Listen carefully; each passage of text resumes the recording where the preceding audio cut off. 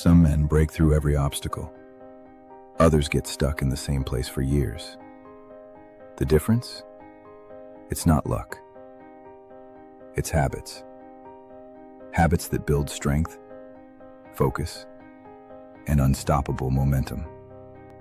Subscribe to Ashes to Iron, where we take the hardest lessons from the greatest books and forge them into weapons for men who refuse to stay the same. Today, we're breaking down Stephen Covey's The 7 Habits of Highly Effective People, a blueprint for mastering your mindset, your relationships, and your results. These habits aren't trendy hacks. They're time-tested principles that, when applied, will completely change the way you approach life.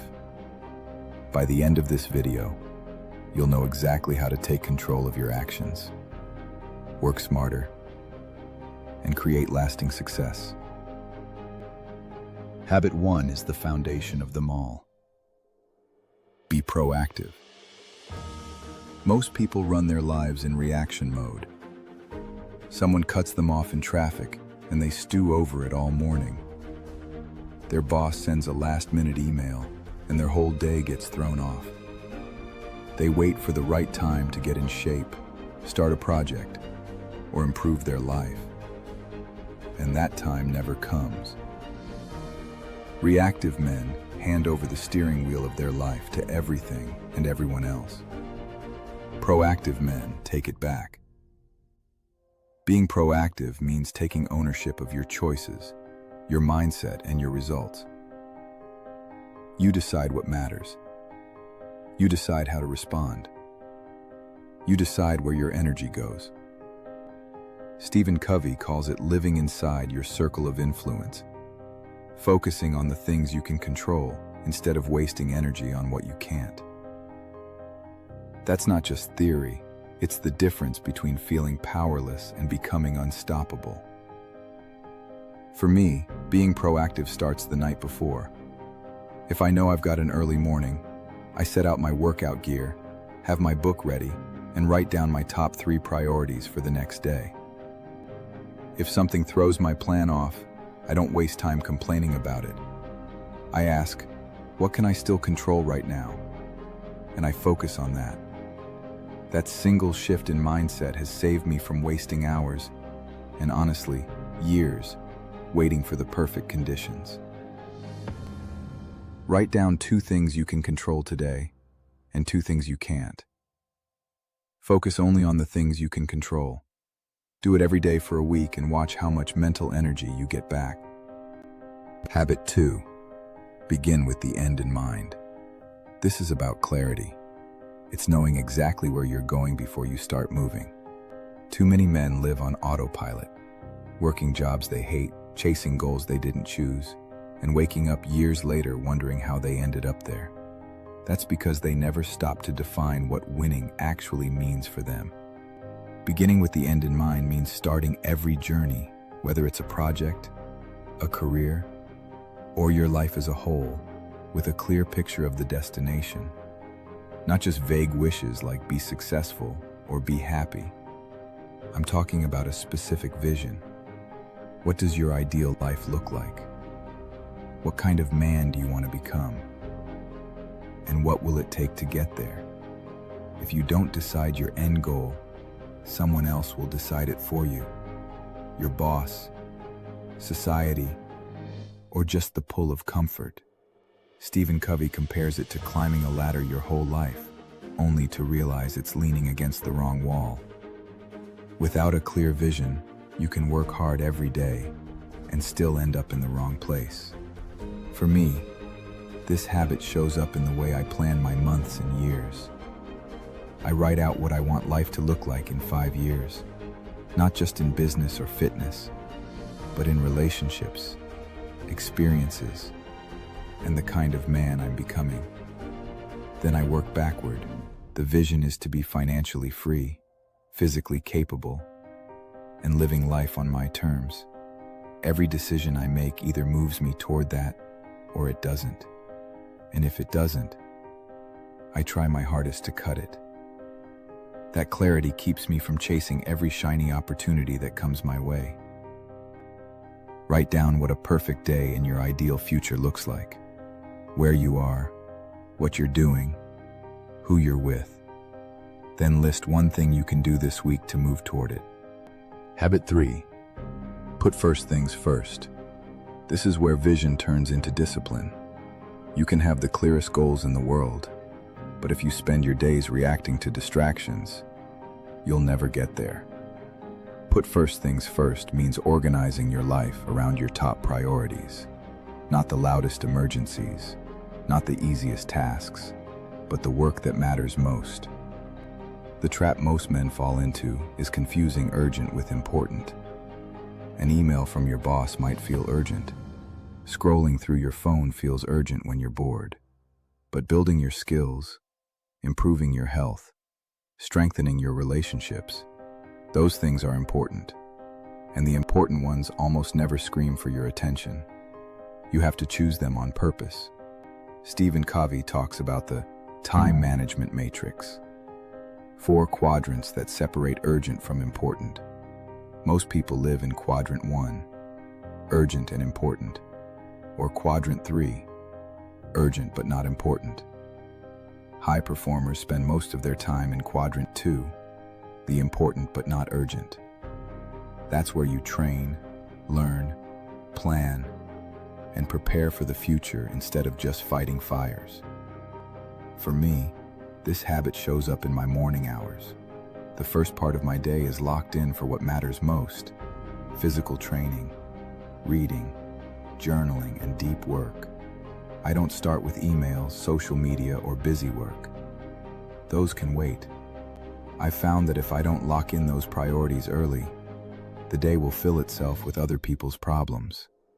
By choosing my first things and defending them, I find I make real progress every single day, even if the rest of the day goes sideways. Look at your to-do list for tomorrow. Circle the one task that will have the biggest long-term impact on your life. Do that first, before anything else. Habit 4. Think win-win. This is about refusing to see life as a zero-sum game. Most men are taught from an early age that, for them to win, someone else has to lose. In business, in relationships, in competition, it's often framed as me versus you. But Covey flips that thinking. Win-win means seeking solutions where both sides come out ahead, where your success doesn't require someone else's failure. It's not about being soft or giving in. It's about playing a bigger game where everyone leaves stronger than they started.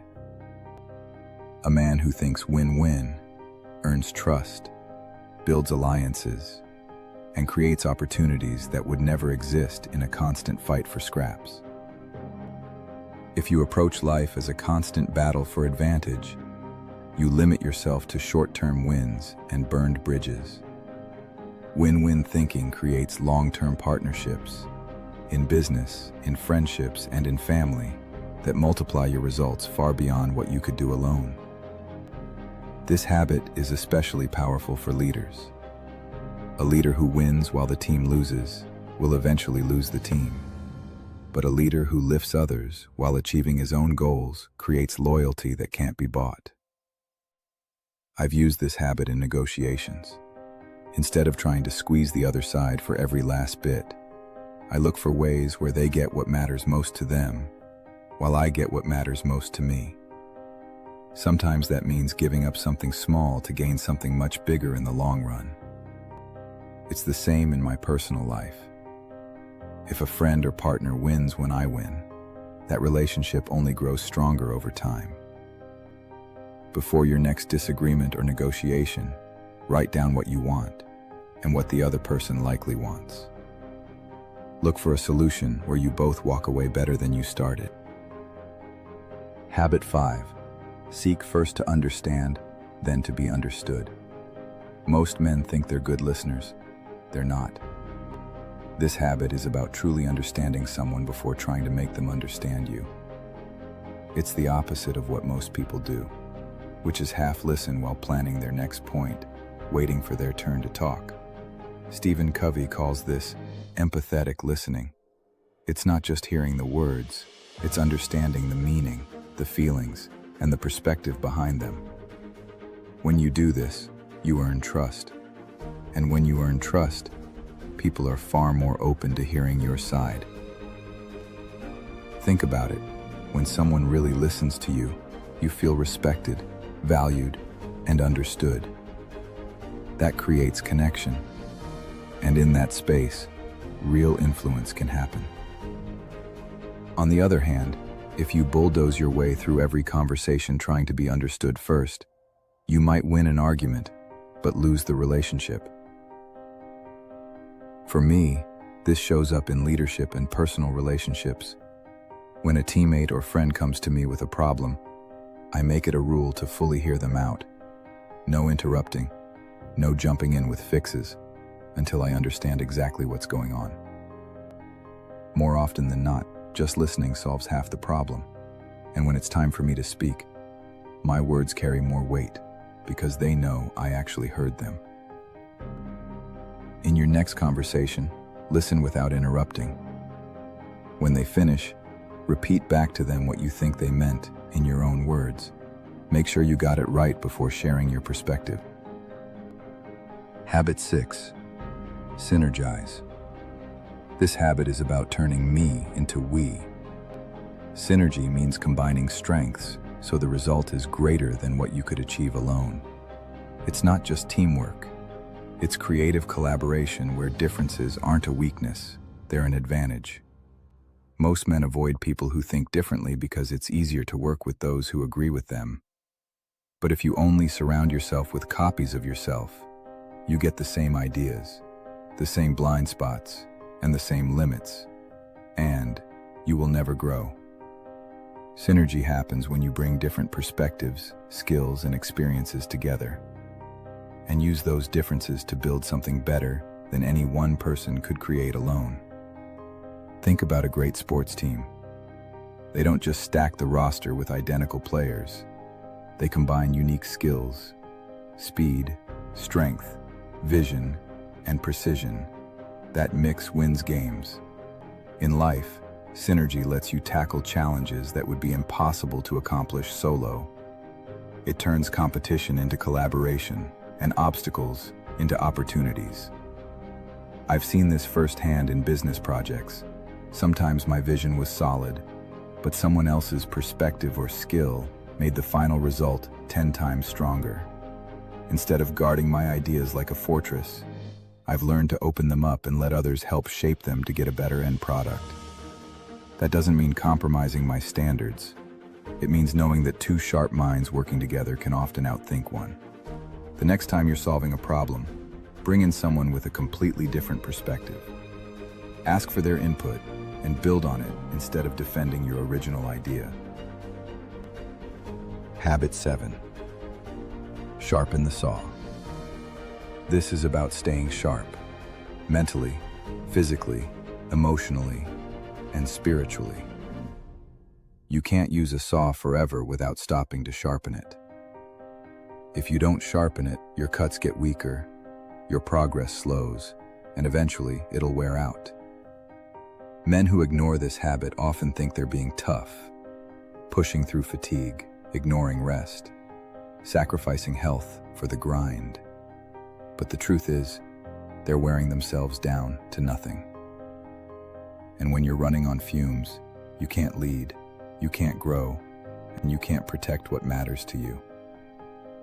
You may be able to do these things for a short time, but in the end, you will become dull.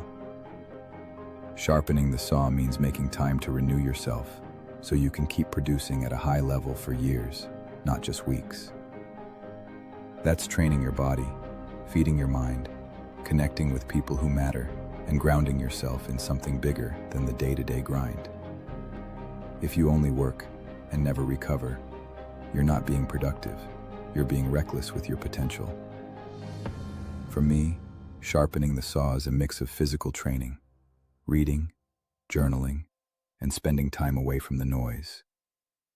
My mornings are where I invest in those things before the daily challenges take over. I've learned that when I keep myself sharp, I can work harder, think clearer, and stay calm when others crack under pressure. This week, schedule at least 1 hour just for renewal, training, reading, planning, or reflection. Prioritize it like it's a meeting with your future self. Make it non-negotiable. Start small if you have to. You are playing the long game. The 7 habits aren't quick fixes. They're a framework for building a life of purpose, strength, and long-term success. Start with 1 habit. Apply it until it's second nature. Then add the next. Over time, you'll find yourself making better decisions, building stronger relationships, and moving toward the man you're meant to be. If you enjoyed this video and got value from it, hit the subscribe button and help me keep this content coming.